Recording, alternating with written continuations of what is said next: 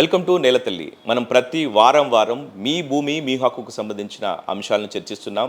అందులో భాగంగా ఈరోజు అంశం కొత్తగా కేంద్ర ప్రభుత్వం ప్రవేశపెట్టిన ఈ రిజిస్ట్రేషన్ చట్టానికి సంబంధించిన అంశం గురించి చర్చిద్దాం. ఇది చాలా అతి కీలకమైంది. ఎందుకంటే దాదాపు 1908 అంటే బ్రిటిష్ కాలంలో అప్పుడు రూపొందించిన ఈ చట్టం ప్రస్తుతం మళ్ళీ 117 ఏళ్ల తర్వాత ఈ చట్టం గురించి చర్చ జరిగింది. ఈ క్రమంలో ఈ చట్టంలో ఎలాంటి మార్పులు తీసుకురావాలన్న అంశం గురించి, కేంద్ర ప్రభుత్వం ఏం చేయబోతుంది అన్న అంశం గురించి మాట్లాడడానికి మనతో పాటు భూచట్ట న్యాయ నిపుణులు సునీల్ కుమార్ గారు ఉన్నారు. సునీల్ కుమార్ గారు నమస్తే. నమస్తే. కేంద్ర ప్రభుత్వం ఇటీవల ఏదైతే ప్రకటించిందో ఈ రిజిస్ట్రేషన్ చట్టానికి సంబంధించి దాదాపు అంటే 1908లో అప్పట్లో తయారు చేసిన చట్టం ఇప్పుడు మళ్ళీ 117 ఏళ్ల తర్వాత మారబోతుంది. మార్చాల్సిన కారణం ఏంటంటారు? చాలా కీలకమైన చట్టం. ఎప్పుడు మనం ఒక దస్తావేజు రాసుకొని రిజిస్ట్రేషన్ చేసుకోవాలంటే కూడా ఈ చట్టం పరిధిలోనే జరుగుతుంది.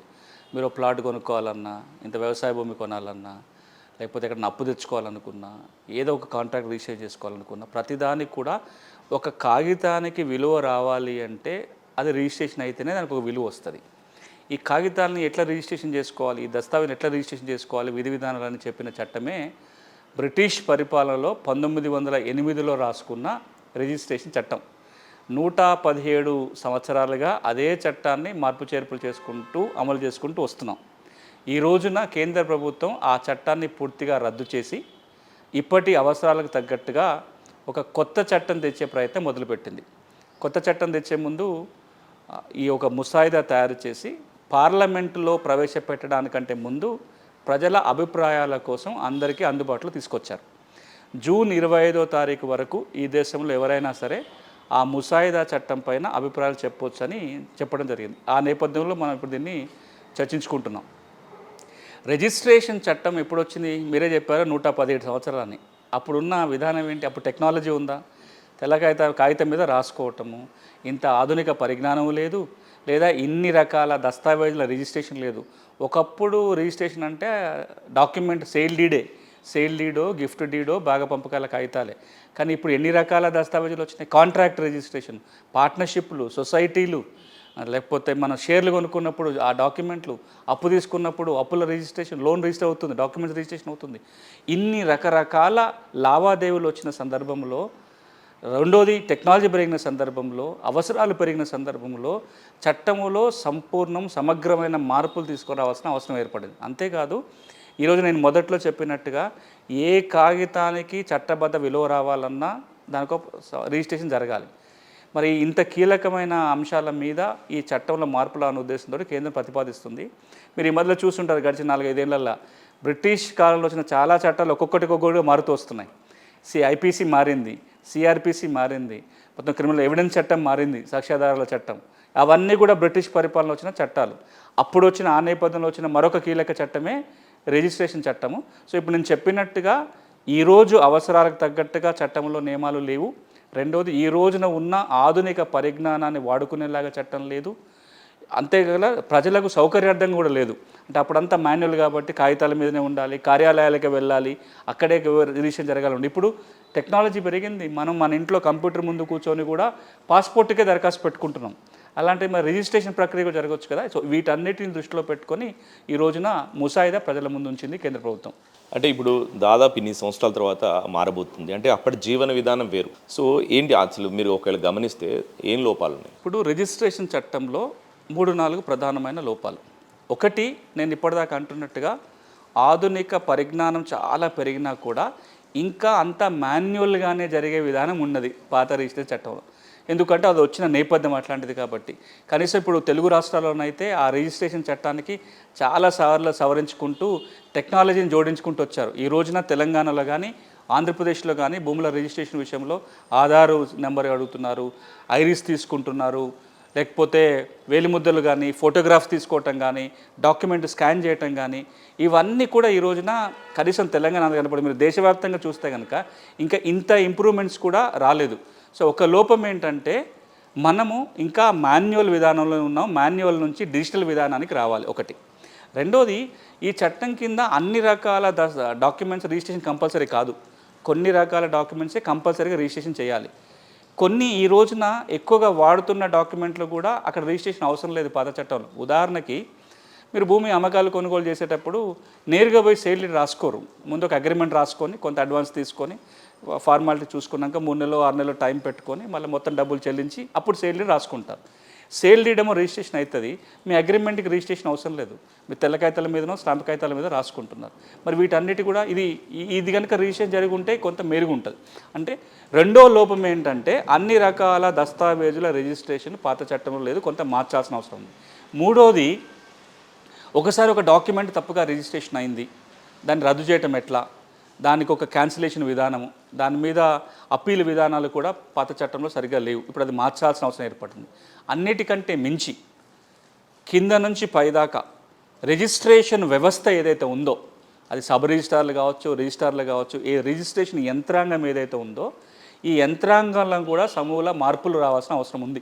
అప్పుడు అవసరాలకు తగ్గట్టుగా అప్పుడు ఒక రిజిస్ట్రేషన్ వ్యవస్థ ఉంది, వీటిని కూడా మార్చాలి. వీటన్నిటినీ దృష్టిలో పెట్టుకొని నేను చెప్పిన ఈ 3-4 లోపాలని సవరించే ప్రయత్నం ఇప్పుడు కొత్త ముసాయిదాలో జరుగుతుంది. మీరు అన్నట్టు ముసాయిదాకు సంబంధించి అంటే ముసాయిదా ఏ విధంగా నిర్వహించబోతున్నారు? ఇప్పుడు ఏదైతే కొత్త ముసాయిదా కేంద్రం ప్రతిపాదించిందో దీన్ని ప్రీ లెజిస్లేటివ్ కన్సల్టేషన్ అంటారు. అంటే చట్టాన్ని పార్లమెంట్లో చట్టసభలో ప్రవేశపెట్టడానికంటే ముందే అభిప్రాయం తీసుకోవటం. ఈ మధ్యలో అసలు తెలుగు రాష్ట్రాలు అయితే పూర్తిగా అది ప్రీ లెజిస్లేటివ్ కన్సల్టేషన్ జరగట్లా. ఈ మధ్యలో అట్లాంటి ఒక మంచి ఉదాహరణ భూభారతి చట్టం. భూభారతి చట్టానికి ప్రీ లెజిస్లేటివ్ కన్సల్టేషన్ జరిగింది. ముసాయిదా తయారు చేయగానే ఆ ముసాయిదాని ప్రజలలో పెట్టి 21 రోజులు సమయం ఇచ్చి వాళ్ళ అభిప్రాయాలు తీసుకొని జిల్లా స్థాయిలో కన్సల్టేషన్ మీటింగ్లు పెట్టి అభిప్రాయాల ఆధారంగా ముసాయిదాలకు కావాల్సిన మార్పు చేర్పులు చేసి అప్పుడు అది చట్టసభకి వెళ్ళింది. ఇప్పుడు అట్లాంటి ప్రక్రియనే ఇది కూడా. ఈ ముసాయిదాని కేంద్ర ప్రభుత్వం డిపార్ట్మెంట్ ఆఫ్ ల్యాండ్ రిసోర్సెస్ వాళ్ళు తయారు చేశారు. అది డిపార్ట్మెంట్ ఆఫ్ ల్యాండ్ రిసోర్సెస్ కేంద్రంలో గ్రామీణాభివృద్ధి శాఖ పరిధిలో ఉంటుంది. ఏదైతే కేంద్రం చట్టాలు చేయగల అంశాలు ఏవైతే ఉంటాయో అందులో రిజిస్ట్రేషన్ కూడా ఒక అంశం ఉంటుంది. ఆ డిపార్ట్మెంట్ వాళ్ళు ఒక ముసాయిదా ఎక్స్పర్ట్స్ తోటి కలిసి రూపొందించారు. దీన్ని పార్లమెంటుకు తీసుకుపోయే ముందు ప్రజల అభిప్రాయం కోసం వాళ్ళ వెబ్సైట్లో పెట్టారు, ఒక నోటిఫికేషన్ జారీ చేశారు. ఎవరైనా సరే ఈ ముసాయిదా మీద కనుక సలహాలు సూచనలు ఉన్నా అభ్యంతరాలు ఉన్నా వాళ్ళ ఒక పోస్టల్ అడ్రస్సు ఈమెయిల్ ఐడి ఇచ్చారు. ఆ ఈమెయిల్ ఐడికి ఎవరైనా వాళ్ళ అభిప్రాయాలు చెప్పొచ్చు.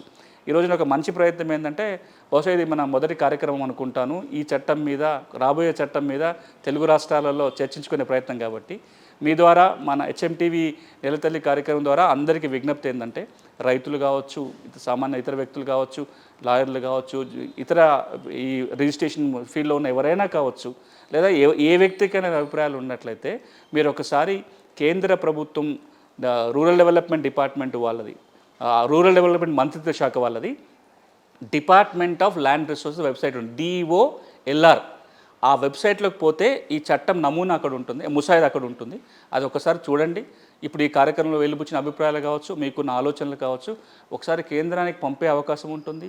మంచి సూచనలు ఏమన్నా ఉండి కేంద్రానికి పోతే చట్టం కొంచెం మెరుగైతే ఉపయోగపడుతుంది. కాబట్టి ఈ చట్టం ముసాయిదా మీద అభిప్రాయాలు అందరూ తెలియజేయాలని కూడా మీ ద్వారా నేను ప్రజలందరినీ కోరుకుంటున్నాను. ఆయా రాష్ట్రాలను బట్టి ఒక్కొక్క రాష్ట్రంలో ఇప్పటికీ ఈ భూమికి సంబంధించిన చట్టాలు అప్డేట్ అయి ఉన్నాయి. కొన్ని ఫర్ ఎగ్జాంపుల్ మనం భూభారతి తీసుకుందాం. ఈ భూభారతిలో చాలా ఉన్నాయి, చాలా విషయాలు మనం ఇప్పటికీ పూర్తి చేసుకున్నాం. ఈ క్రమంలో మన ఎస్పెషల్లీ తెలంగాణలో భూభారతికి ఏదైనా ఎఫెక్ట్ అయ్యే అవకాశం ఉంటుంది? సాధారణంగా మొదటి అనుమానం చాలామందికి రావచ్చు. ఇది మీరు మంచి ప్రశ్న కూడా అడిగారు. భూభారతి చట్టంలో ఏమి రాసుకున్నాము, దాంట్లో రిజిస్ట్రేషన్ ప్రక్రియ కూడా ఉంది.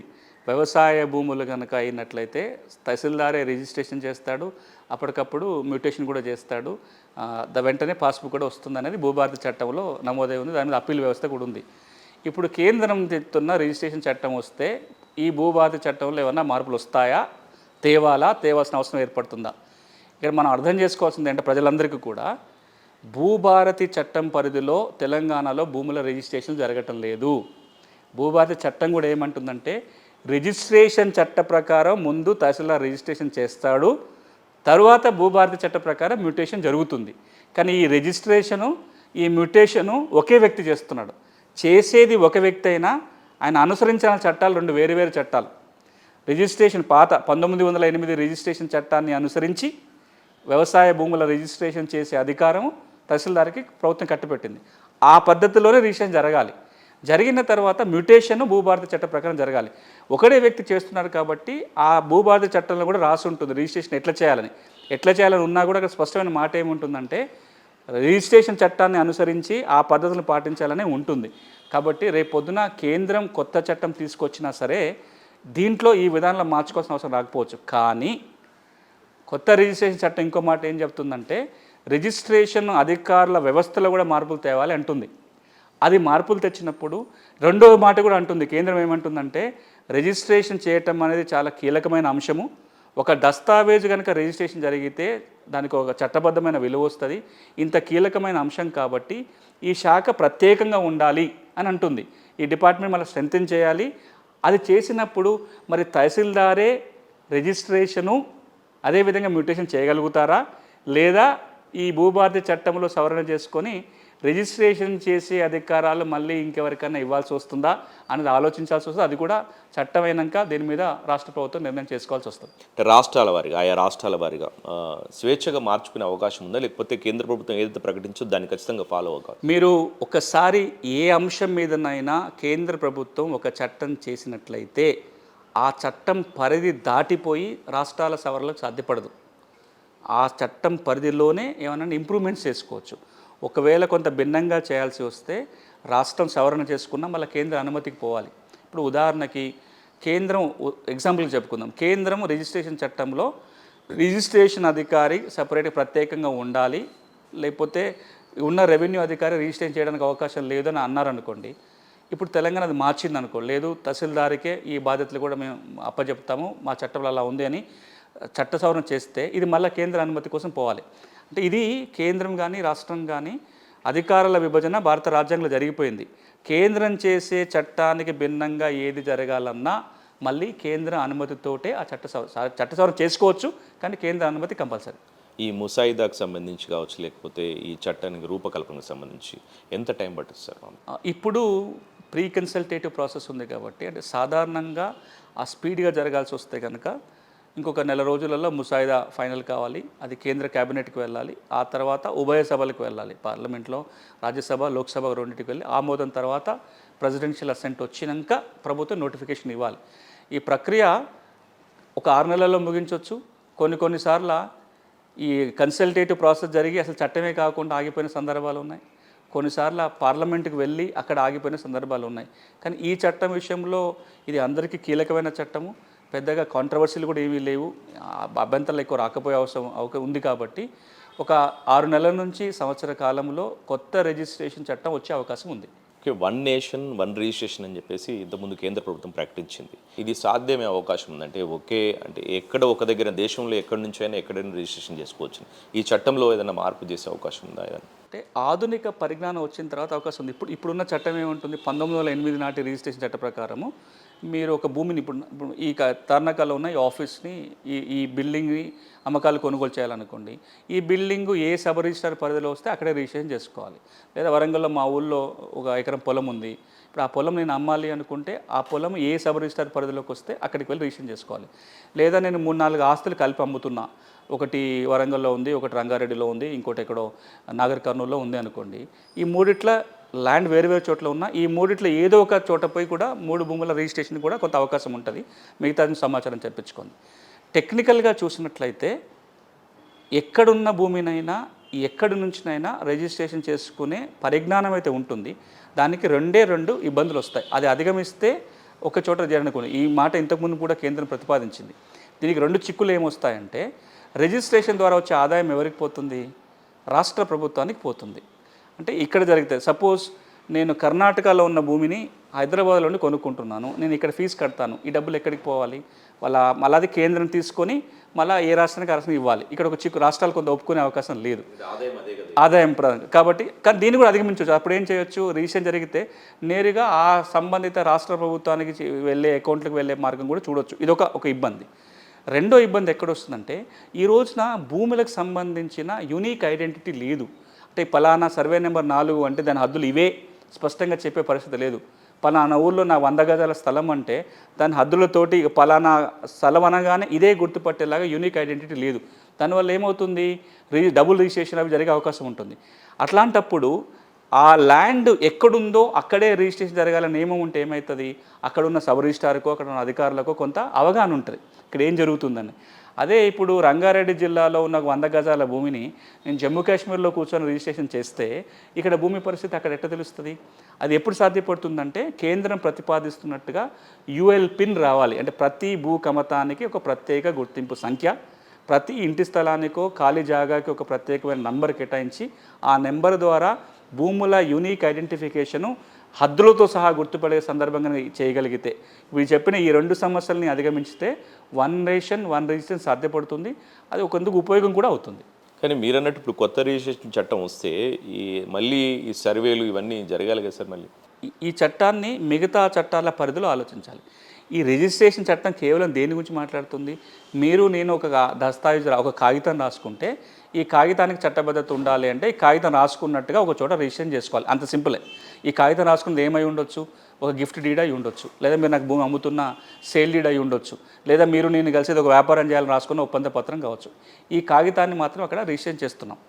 కానీ ఈ రిజిస్ట్రేషన్ వ్యవస్థ కనుక పకడ్బందీగా ఉండాలి అంటే మిగతా భూమి చట్టాలు, మిగతా రికార్డులు వాటి మీద కూడా వాటిలో మార్పులు అవసరం ఉంటుంది. అన్నిటికంటే ముఖ్యం మీరు అడిగింది చాలా కీలకం. భూమి లేదా స్థిరాస్తి ఏదైతే ఉందో దాని హద్దుల స్పష్టత లేనప్పుడు ఆ రిజిస్ట్రేషన్లో కూడా ఆ మేరకు లోపాలు ఉంటాయి. కానీ మనం అర్థం చేసుకోవాల్సింది ఇది కేవలం స్థిరాస్తుల రిజిస్ట్రేషన్కి మాత్రమే పనికొచ్చే చట్టం కాదు. ఇప్పుడు షేర్స్ కావచ్చు, మూవబుల్ ప్రాపర్టీ ఇంకేమైనా ఉండొచ్చు కూడా, ఆ కాగితాలు కూడా దీని కింద అవుతాయి. బట్ మీరు అన్నట్టుగా రిజిస్ట్రేషన్ వ్యవస్థ పకడ్బందీగా ఉండాలి అంటే యంత్రాంగం బాగుండాలి, టెక్నాలజీని ఇంప్రూవ్ చేసుకోవాలి. అదేవిధంగా ప్రతి ఇమ్మూవబుల్ ప్రాపర్టీకి, ప్రతి స్థిరాస్తికి ఒక ప్రత్యేక గుర్తింపు సంఖ్య, ఆ భూమిని గుర్తుపట్టగలిగే వ్యవస్థ రావాలి. అప్పుడు మాత్రమే ఇంకొంచెం ఇంప్రూవ్మెంట్ అవుతుంది. అంటే మన దగ్గర ఈ దస్తావేజ్ సంబంధించి ఈ విధంగానే రిజిస్ట్రేషన్ జరుగుతూ ఉంటుంది ఎక్కువ అట్లాంటి క్రమంలో. సో వాటికి ఎట్లాంటి ప్రాబ్లం ఉంటుంది సార్ మామూలుగా? అంటే మొదట్లో అన్నట్టుగా సీల్డ్ గురించి మాట్లాడుతున్నట్లయితే మన అసలు ఒక ఈ రిజిస్ట్రేషన్ చట్టం యొక్క పునాదిని అర్థం చేసుకోవాలి. భారతదేశంలో ఉన్న రిజిస్ట్రేషన్ వ్యవస్థకి ఆస్ట్రేలియా, అమెరికా లాంటి దేశాల్లో ఉన్న రిజిస్ట్రేషన్ వ్యవస్థకి ఒక ప్రధానమైన తేడా ఉంటుంది. ఇప్పుడు ఆస్ట్రేలియాలో కనుక మీకు భూమి ఉందనుకోండి, అక్కడ రిజిస్ట్రేషన్ జరిగింది అంటే ఒకసారి డాక్యుమెంట్ రిజిస్ట్రేషన్ అయిపోతే ఇంకా ఆ భూమికి మీరే ఓనరు. ఆ డాక్యుమెంటే మీరు భూమి యజమాని అని చెప్పడానికి ప్రూఫ్. ఆ డాక్యుమెంట్కు గవర్నమెంట్ గ్యారంటీ ఉంటుంది. అంటే ఏం జరుగుతుంది అక్కడ? కేవలం కాగితాల రిజిస్ట్రేషన్ జరగట్లేదు, కాగితంలో రాసుకున్న హక్కుల రిజిస్ట్రేషన్ జరుగుతుంది ఆ సిస్టంలో. కానీ భారతదేశంలో ఉన్న వ్యవస్థలో ఏ రాష్ట్రమైనా సరే మనకున్న రిజిస్ట్రేషన్ చట్ట పరిధిలో కేవలం దస్తావేజు రిజిస్ట్రేషన్ జరుగుతుంది. అంటే షరతు, సునీలు కలిసి పలానా ఒప్పందం రాసుకున్నారని ఆ డాక్యుమెంట్కి ప్రూఫ్ వస్తుంది తప్ప అందులో ఆ ల్యాండ్ మీ నుంచి నాకు బదలాయింపు జరిగినట్టుగా ఈ హక్కులకి ఆ డాక్యుమెంట్ ఏమీ గ్యారంటీ ఇవ్వదు. అది ఫైనల్ ప్రూఫ్ కూడా ఏమీ కాదు. ఇంకోటి ఏంటంటే ఈ డాక్యుమెంటేషన్ సంబంధించి చాలా మటుకు ఈ భాష గురించి ఒక వాదన జరుగుతుంది. అంటే మా లోకల్ లాంగ్వేజ్లో ఉండాలి ఏదైనా డాక్యుమెంటేషన్ అని చెప్పేసి. ఇప్పుడు దాదాపు 16 లాంగ్వేజెస్ వీటికి సంబంధించి చేసే అవకాశం ఉందా సార్ ఈ డాక్యుమెంటేషన్ సంబంధించి? ఇప్పుడున్న ఆధునిక పరిజ్ఞానంలో ఇప్పుడు నేను మీకు ఏదన్నా హిందీలో ఒక పేజీ మీకు చేతికి ఇచ్చాను అనుకోండి, మీ ఫోన్ పెట్టుకొని గూగుల్ ట్రాన్స్లేటర్ నొక్కితే ఇక్కడ హిందీలో కాగితం ఉంటుంది, మీరు ఇక్కడ తెలుగులోనో, ఇంగ్లీష్లోనో, తమిళంలోనో, మలయాళంలో చదువుకోవచ్చు. అంత పరిజ్ఞానం ఉంది. మరి ఇంత టెక్నాలజీ ఉన్నప్పుడు మీరు దస్తావేజు తెలుగులో రాసుకున్నారు, ఇది 2 క్షణాల్లో కన్నడంలో ఎందుకు కనపడకూడదు? మీరు ఇంగ్లీష్లో దస్తావేజు రాసుకున్నారు, ఇంకెవరో తమిళంలో చదువుకోవాలి, తెలుగులో చదువుకోవాలి, ఎందుకు మారకూడదు? మారే టెక్నాలజీ ఉంది. దీనికి తగ్గట్టుగా ఒక సంవత్సరం 2 సంవత్సరాల కింద కేంద్ర ప్రభుత్వం కూడా ఒక సాఫ్ట్వేర్ డెవలప్ చేసింది, రిజిస్ట్రేషన్ సాఫ్ట్వేర్. దాంట్లో ఏమవుతుందంటే మీరు కనుక ఒకసారి దస్తావేజు ఏ భాషలో రిజిస్ట్రేషన్ పోయినా అది ఆటోమేటిక్గా అధికార భాషలు ఏవైతే 16-18 భాషలు ఉన్నాయో అన్ని భాషల్లోకి డాక్యుమెంట్ ట్రాన్స్లేట్ వెంటనే అయిపోతుంది. మీరు ఏ భాషలో కావాలంటే ఆ భాషలో డౌన్లోడ్ చేసుకునే అవకాశం కేంద్ర ప్రతిపాదిస్తున్న సాఫ్ట్వేర్లో కూడా ఉంది. సో ఈ చట్టంలో కూడా అలాంటి వెసులుబాటు ఉంటే ఆటోమేటిక్గా అయ్యి ఆ డాక్యుమెంట్ కూడా వ్యాలిడిటీ రావాలి. ట్రాన్స్లేట్ కావటం వేరు, ఆ వేరే భాషలోకి మారిన డాక్యుమెంట్ కూడా కొంత చట్టబద్ధత ఉంటే రేపొద్దున ఇబ్బంది కాకుండా ఉంటుంది. బహుశా రేపు రాబోయే రోజుల్లో అది కూడా వచ్చే అవకాశం ఉంటుంది. మీరు ఏ భాషలో డాక్యుమెంట్ రిజిస్టర్ చేసుకున్నా అది ఇంకో భాషలకు మారుతుంది. ఆ మారిన దానికి కూడా కొంత చట్టబద్ధత వచ్చే అవకాశం ఉంది. సార్ గతంలో అంటే ఏపీలో ఈ టైటిల్ గ్యారెంటీ చట్టానికి సంబంధించి చాలా వివాదాస్పదం జరిగింది. అది కేంద్ర ప్రభుత్వం చేసుకోవచ్చు అని చెప్పింది. సో ఆ క్రమంలో ఇప్పుడు ఈ కొత్తగా చట్టానికి సంబంధించి డిస్కస్ చేస్తున్నాం కదా, అది ఏమైంది సార్ మామూలుగా దానికి సంబంధించి? ఎప్పుడైతే 1908లో అప్పటి బ్రిటిష్ పరిపాలకులు రిజిస్ట్రేషన్ చట్టం చేస్తున్నప్పుడు ఒక చర్చ అప్పుడు పెద్ద ఎత్తున జరిగింది.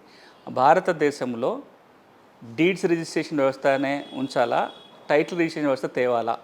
ఎందుకంటే అప్పటికి కూడా ఆస్ట్రేలియాలో అప్పటికే టైటిల్ రిజిస్ట్రేషన్ ఉంది. ఆస్ట్రేలియా లాంటి దేశంలో 1860లోనే టైటిల్ రిజిస్ట్రేషన్ వ్యవస్థ వచ్చింది. అంటే మనం 1908 నాడు భారతదేశానికి సంబంధించి రిజిస్ట్రేషన్ చట్టం రాసుకునేటప్పుడు 2 మార్గాలు ఉన్నాయి. రిజిస్ట్రేషన్ డీడ్కు పోవచ్చు, డీడ్ రిజిస్ట్రేషన్ పోవచ్చు, టైటిల్ పోవచ్చు. కానీ అప్పుడు బ్రిటిష్ పరిపాలకులు చెప్పిన మాట ఏంటంటే భారతదేశం చాలా వెనకబడిన దేశము, లిటరసీ చాలా తక్కువ. ఒక డాక్యుమెంట్ తప్పుగా కనుక రిజిస్ట్రేషన్ అయిపోతే ఇక హక్కులకు అక్కడ వచ్చి పోతుంది. అంటే ఒకసారి ఒక టైటిల్ రిజిస్ట్రేషన్ అయిపోతే ఛాలెంజ్ చేయడానికి 1-2 సంవత్సరాల టైం ఉంటుంది.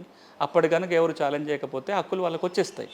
ఒకవేళ నష్టం జరిగితే నష్టపరిహారం ఇవ్వాలన్నా కానీ ప్రభుత్వం అంత ఇన్సూరెన్స్ని భరించే పరిస్థితి కూడా లేదు.